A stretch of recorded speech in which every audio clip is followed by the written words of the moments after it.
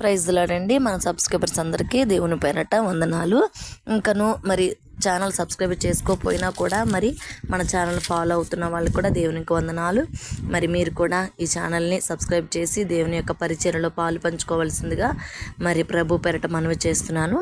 ఈరోజు మన అంశము నజరేయుడైన యేసుక్రీస్తు నామంలో అనే పేరులో ఉన్నటువంటి శక్తి.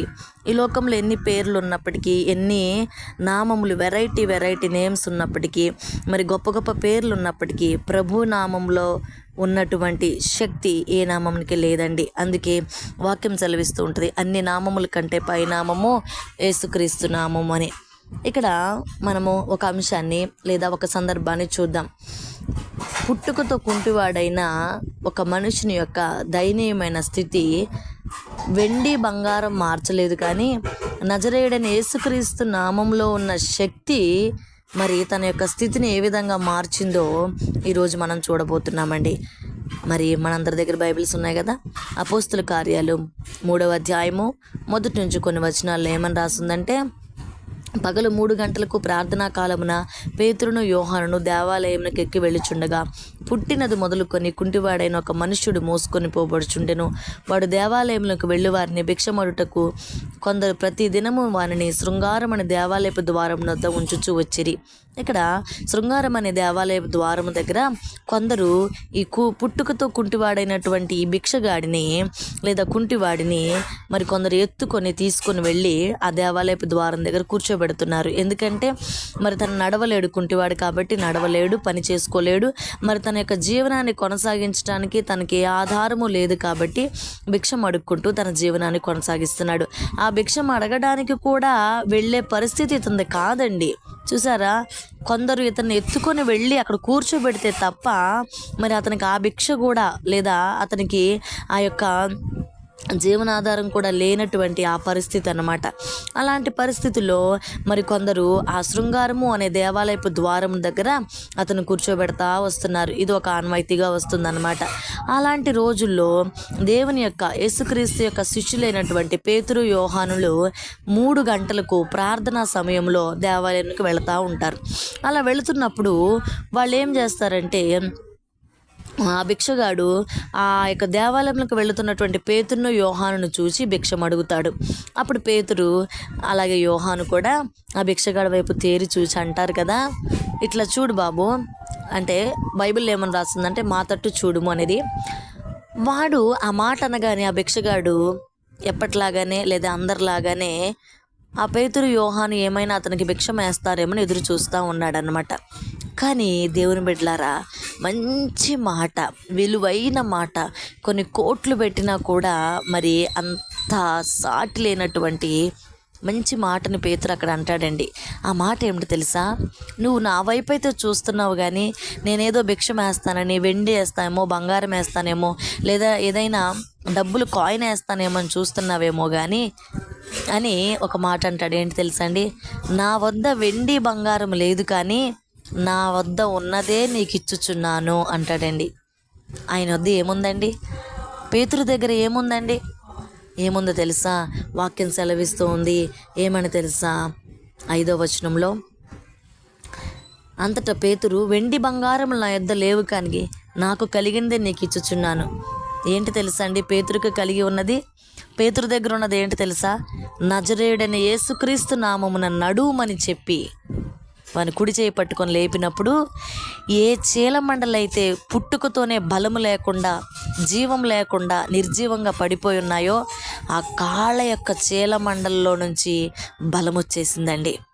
బలం వచ్చినప్పుడు ఎప్పుడైతే నజరేయుడైన యేసుక్రీస్తు నామము పేరట నడువని చెప్పాడో, ఆ యేసుక్రీస్తు పేరులో ఉన్నటువంటి ఆ జీవము, ఆ యొక్క శక్తి, ఆ యొక్క బలము, ఆ యొక్క గొప్పతనము వెళ్ళి ఆ శరీరమును లేదా ఆ కాళ్ళను, బలహీన పడిపోయినటువంటి ఆ చీల మండలను తాకినప్పుడు దేవుని బిడ్డలారా, ఆ పేరు పలికినప్పుడు వస్తున్నటువంటి ఆ తరంగాలు ఉంటాయే, నేను అనుకుంటాను ఆ తరంగములు వెళ్ళి మరి ఆ యొక్క శరీరమును ముట్టినప్పుడు అతడు లేచి గంతులు వేస్తూ దేవుణ్ణి స్తుతిస్తూ దేవాలయంలోకి వెళ్ళానని వాక్యం రాయబడి ఉంది. దేవుని బిడ్డలారా, ఒక్కసారి ఆలోచించండి, మీ దగ్గర ఏముంది? చాలాసార్లు మనకున్నటువంటి బాధలు చూసి, కష్టాలు చూసి, శ్రమలను చూసి, ఇబ్బందులను చూసి, పడిపోయినటువంటి స్థితిని చూచి, లేవలేని స్థితిని చూచి, నా వద్ద ఏమీ లేదు, నాకున్నదంతా అయిపోయింది, నాకున్నదంతా నీరు గారిపోయింది, నాకున్నదంతా అయిపోయింది అని చెప్పి ఎన్నోసార్లు వేదనతో ఏడుస్తూ ఉంటారు. కానీ దేవుని బిడ్డలారా, విశ్వాసిగా బ్రతుకును కొనసాగిస్తున్న నీవు, లేదా విశ్వాసిగా జీవితాన్ని కొనసాగించిన నీవు, అన్నిటిని విడిచిపెట్టి ప్రభువుని వెంబడిస్తానని చెప్పి వచ్చిన నీవు, నీ దగ్గర అన్నీ పోయినా కూడా యేసుక్రీస్తు అనే శక్తి కలిగిన నామం ఉందనే విషయాన్ని గుర్తిస్తున్నావా?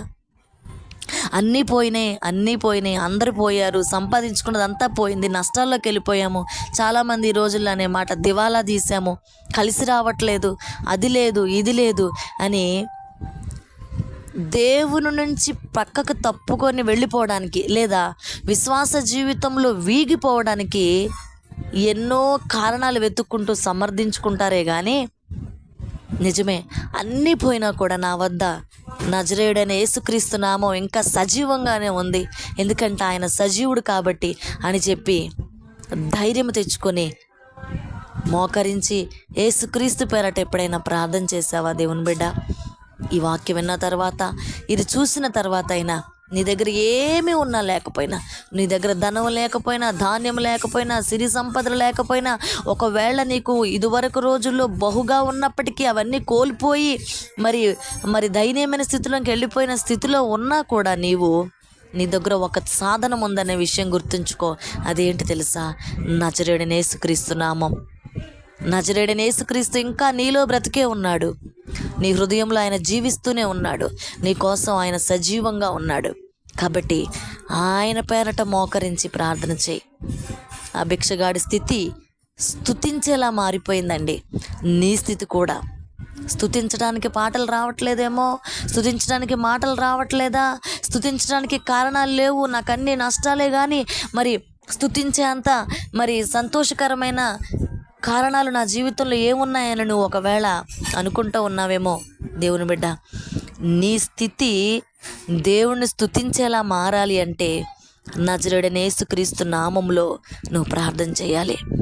నజరేయుడైన యేసుక్రీస్తు నామమునకు అన్నీ సాధ్యమే అనే విశ్వాసంతో నీవు దేవుణ్ణి అడగాలి. దేవా, ఈ అప్పుల బాధలోంచి బయటకు తీసుకురా, ఈ స్థితి నుంచి బయటకు తీసుకురా, నేను నిన్ను స్తుతించే స్థితి నాకు ఇవ్వమని చెప్పి దేవుణ్ణి అడగాలి. ప్రియ దేవుని బిడ్డలారా, ఎందుకంటే యేసుక్రీస్తుకు అసాధ్యమైంది ఏమీ లేదు. ఒకప్పుడు బలముగా ఉండి బలహీనమైపోయావా? ఒకప్పుడు స్థిరముగా నిలబడి ఇప్పుడు నీ కాలు చీలమండల్లో శక్తి లేక పడిపోయి ఉన్నావా? నిలబడలేకపోతున్నావా? కదలలేకపోతున్నావా?